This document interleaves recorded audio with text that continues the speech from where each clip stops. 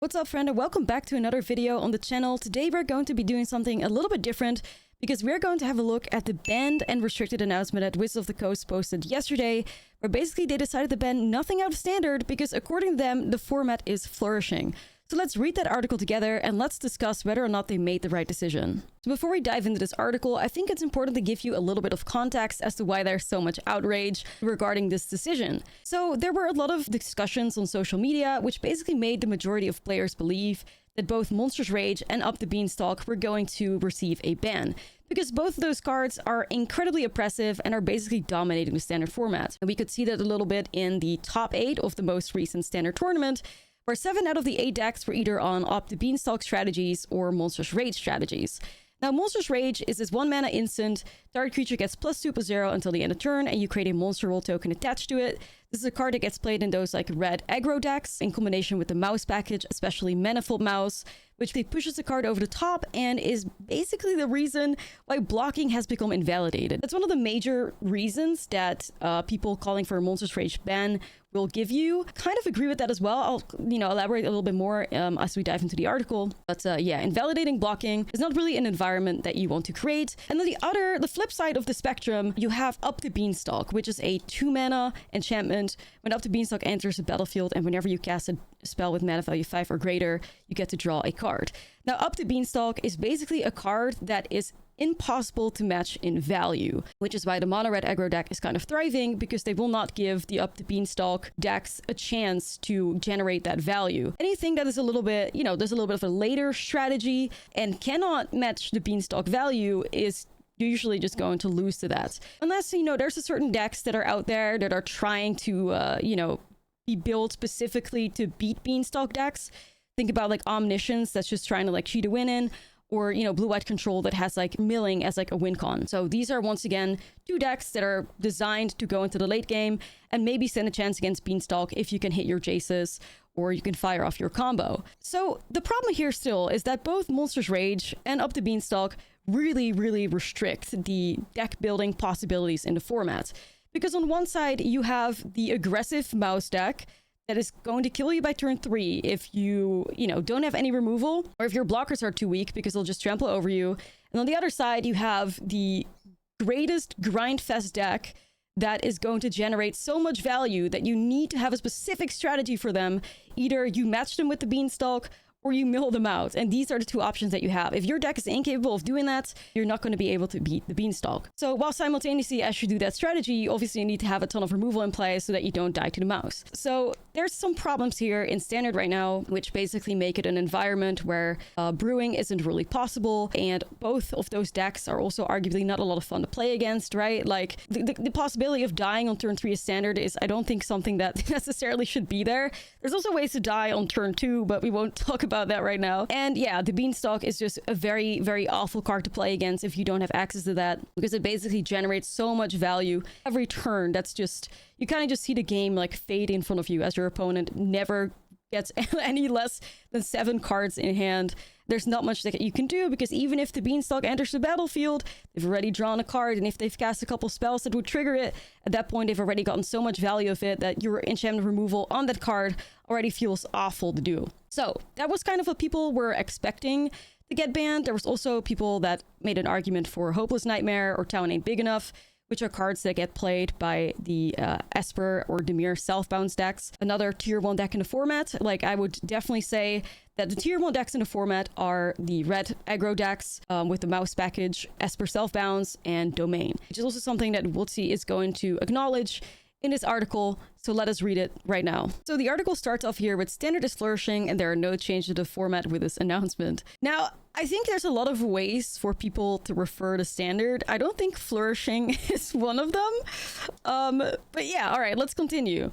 So our approach to Standard banned and restricted updates remains unchanged. We are committed to leaving the format as untouched as possible from one rotation to the next, banning cards only if something truly problematic to the health of the format emerges. So I think this is the first really important line, because it kind of explains to us what changed in their ban philosophy. So if you've been around for Standard in quite some time, you know that back in the day, they were actually pretty freely banning things. I think a great example of that is Invoke Despair, which ended up like getting a ban. I think that was the last card that got banned out of Standard. And I think if you know, we would go back to that meta with the current ban philosophy that they have, I don't think Invoke Despair would have ever been banned. So something definitely shifted. I think it has a lot to do with, you know, at some point cards were getting banned too freely, and there were a lot of people complaining that WOTC was banning too freely, which resulted into them only banning in these specific like time windows, which is what we're seeing right now. I kind of disagree with that. I like the way they handled the bans before this, but I think a lot of people were upset that their cardboard lost value. So now they are like forced to have it in specific windows, which results into the environment that we have right now, and also them being a lot more strict as to what they are willing to ban out of the format. So that kind of describes that. They're basically saying we're committed to sticking true to the changes that we've made, which I think, when did this happen? Like two years ago or something? Either way, once a year, right before rotation, we'll consider more nuanced changes with the goal of making the format as fun and dynamic as possible for the duration of the next rotation cycle.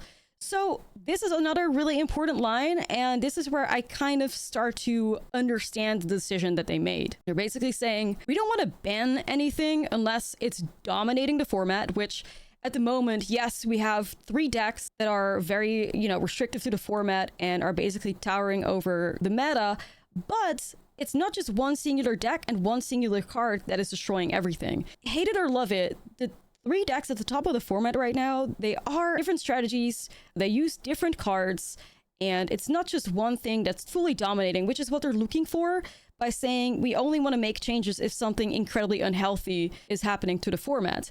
And whereas, you know, us gamers, MTG Arena players, we're incredibly tired of seeing the same decks over and over and over again, that is just not how Wizards of the Coast bans. They're only banning if something is to the detriment of the health of the format. Now, that's what they say here.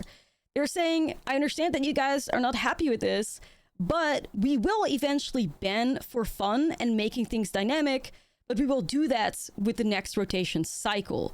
So the way I interpret this is that they're basically saying Beans and Rage could get banned, especially if things don't really change with Tarkir and Final Fantasy, but we will do that when rotation hits. And then that's when they're like, if you are rotating a format and you're shaking things up completely anyways, you might as well shove a couple of extra cards in there to open up the format and allow brewing possibilities. When I read that, that's kind of when my perspective shifted. Like, I was very much for banning Rage and banning Beans, even though personally I thought there was no way in hell that they were ever going to do that because of how their ban philosophy changed in like the recent years. They basically only look at competitive tournaments and see if something is insanely unhealthy. They looked at the top 8 and they saw Beans deck, they saw Rage decks, they saw like an Underlier deck that nobody played in that Golgari Graveyard deck. There was another wide variety in like the meta game anyways. They do understand that the format might not be fun right now, which they are acknowledging, but that's not something they are going to ban off right now. Now, this is kind of where part of me could disagree with them. I think that Standard should be a format that's fun to play and where new cards stand a chance. And I feel like this is where Ether Drift fell short, because Ether Drift cards kind of did nothing to impact Standard. Some Ether Drift cards that made a splash were basically better versions of already existing cards, which is a little bit of a cop-out, right? Like, none of the new mechanics necessarily did anything to like make a tier 2 deck emerge or like a tier 1 deck emerge. I think everybody can agree with that, but that's something that hopefully Tarkir will change. I think Tarkir is looking stronger in power level. I will make a video on the top 10 cards for Tarkir as well. So I do understand that they're like, hey, just wait on Tarkir and wait on Final Fantasy and let's see if things shake up. I think they are going to be in a lot of trouble, if Tarkir ends up doing nothing in Standard. And same for Final Fantasy. I think maybe then they could change their mind. I think the next ban window is somewhere in June, if I recall, even though that's not included in this article. But yeah, them saying this will consider more nuanced changes with the goal of making the format as fun and dynamic as possible right before rotation. I get it. Like I said to the chat as well, I'm kind of willing to put money on the fact that if Tarkir and Final Fantasy don't really shift up many things, they are still going to ban Monsters Rage and Beanstalk, but, you know, right before rotation hits. So now they go into their reasoning a little bit. Standard was on display at Pro Tour Ether Drift, which showcased a rich and diverse metagame. The big 3 of Standard have been clearly identified, with Gruul Mice, Esper Pixie, and the main Overlords being the most popular strategies. Despite this definition at the top of the metagame, those 3 decks represented only half of the field, and the other half was wide open. Which, okay, I mean, yeah, they have the numbers, right? There's a chance for success with almost any style of deck imaginable right now in Standard, which is very cool to see. I I am not entirely sure about this line. I think it was that Golgari Graveyard Outlier deck that made them be able to type this up.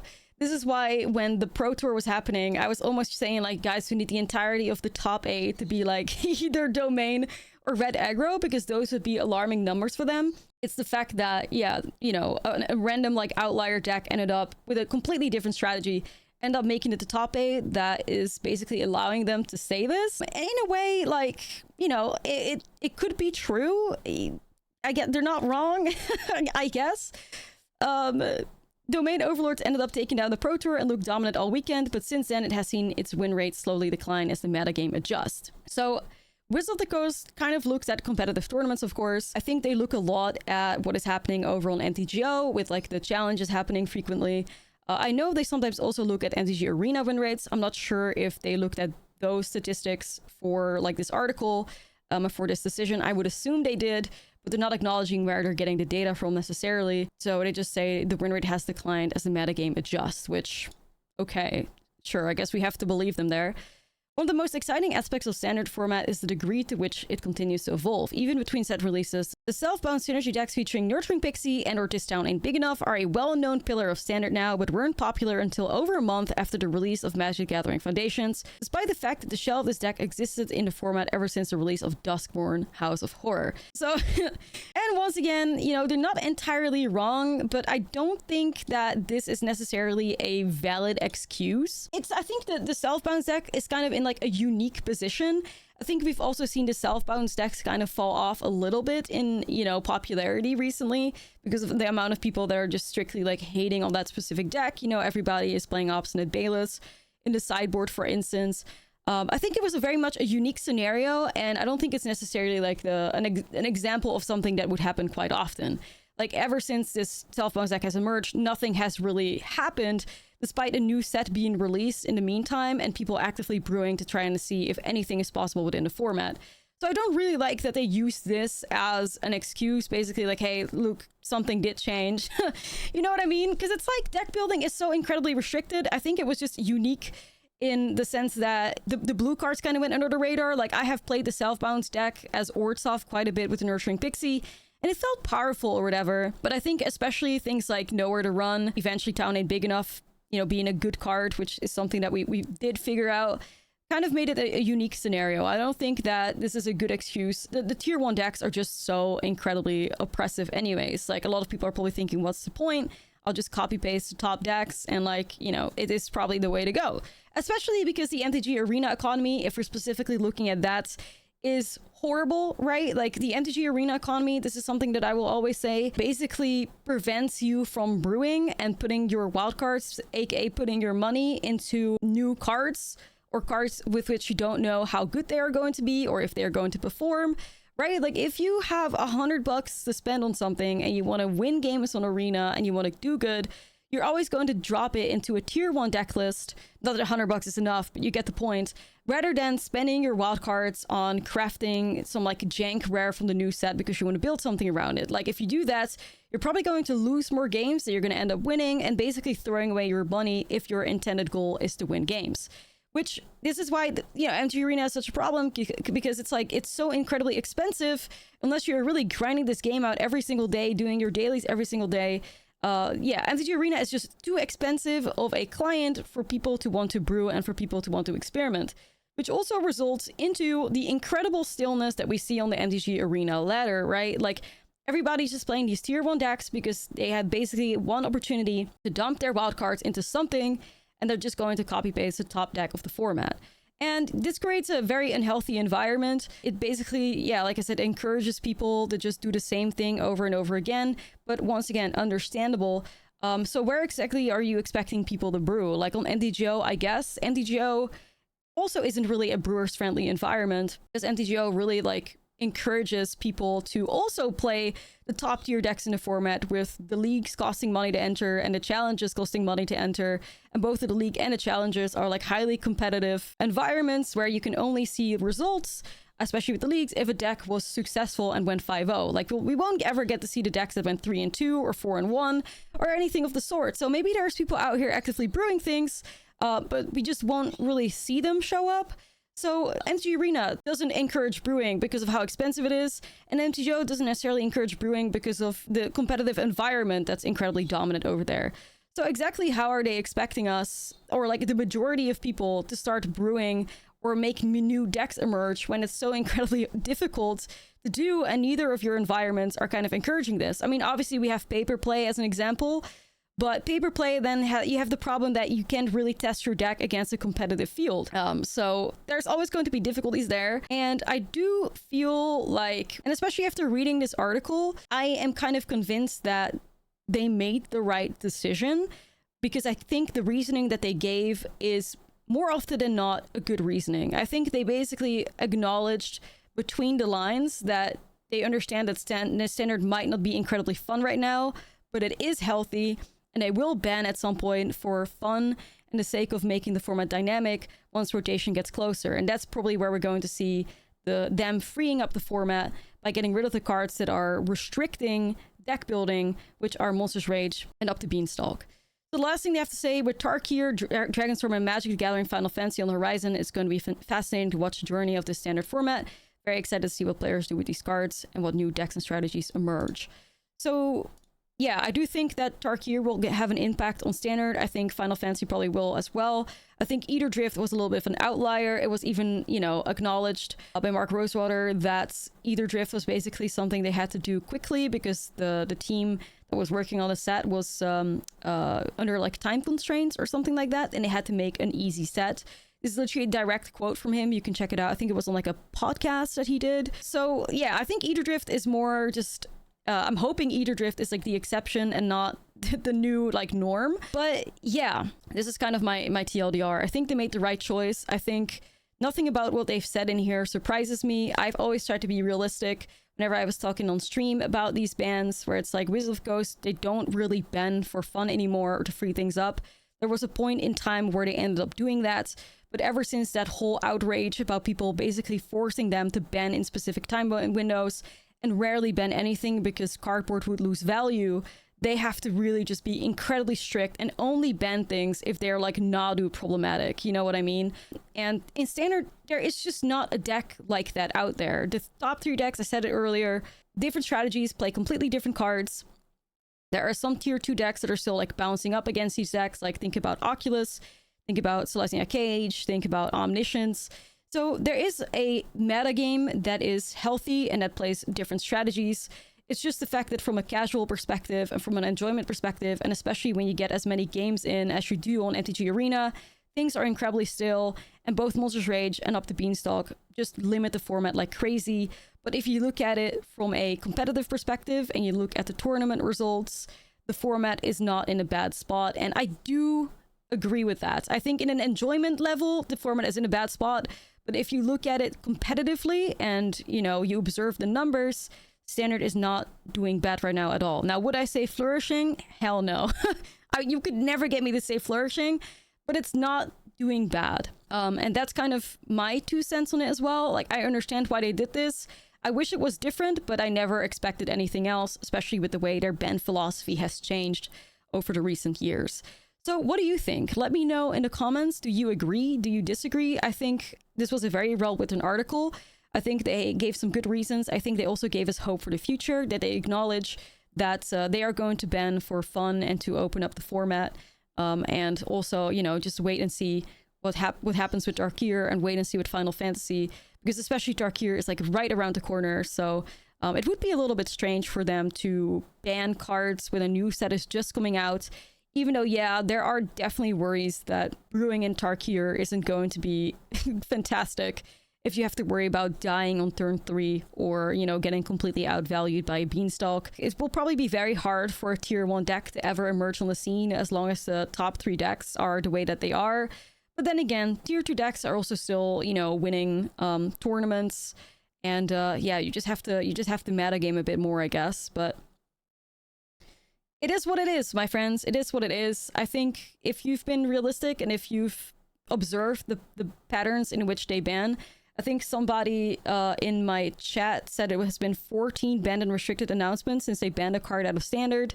it takes a lot for them to get rid of something in Standard. A lot. And it's not necessarily a bunch of people complaining on the internet that Monsters Rage doesn't allow them to block. I wish it was true, but that's just not the way that they do things anymore nowadays. So, you know, who can we blame for this? I don't know. Go back 2 years in time and have a look at those people that were getting so mad that their cardboard lost value, I guess. That's kind of how it is. Their philosophy changed, and now they're perfectly fine with things being still and also like not fun. But yeah, if you were level-headed, you could have seen this one coming from a mile away. But I do really think that this is a well-written article. I think they did a good job explaining it, and it is what it is. Hopefully Tarkir will shake things up. Once again, let me know in the comments what your thoughts are on this article. Do you agree? Do you disagree? Do you think they're just talking a bunch of shit and they should have just gotten rid of these cards? Let me know. I'm curious to hear your thoughts. These are mine. And yeah, that's it. I'll see you in the next video.